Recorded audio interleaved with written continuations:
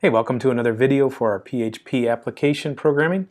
In Milestone 6, item number 3, we are going to create a JSON encoded web page. And so let's take a look at some documentation on what this is supposed to do. First of all, let me direct your attention back to the report that we just generated in the previous video. And so this is the orders report. I'm going to go to my URL and add a 4-letter extension, JSON with capital letters, and press enter.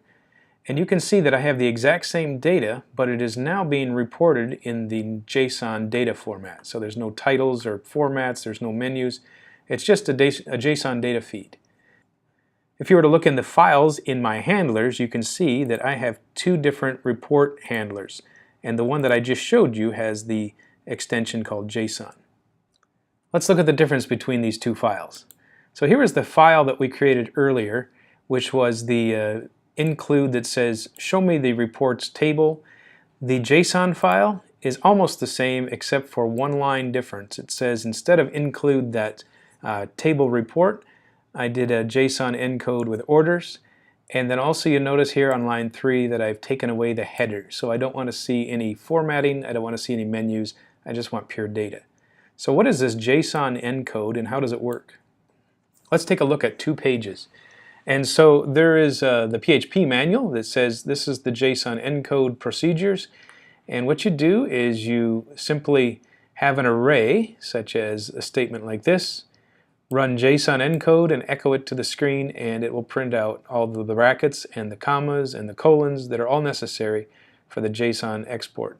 Now you can see there's lots of options here, different types of formatting, and you can go through and see which ones that are more applicable to you. I'm just using the defaults.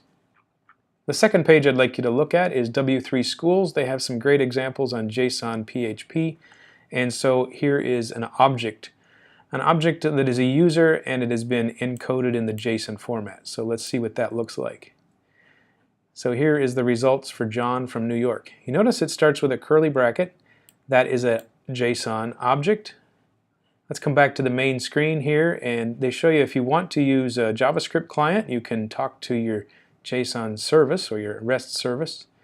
Here is another JSON formatting. This one here is not an object, but it is an array. And so this will look like the example that we have in our screen. And so when you send out an array, you get square brackets at the beginning and at the end. So what I like about the W3 Schools page is that they show you what you would use your service for, your REST service.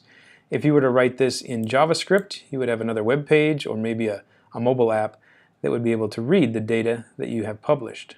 The simplicity of it, though, is so nice that you just have to add this one file, JSON encode orders, remove the header, and you have the exact same report but in JSON format.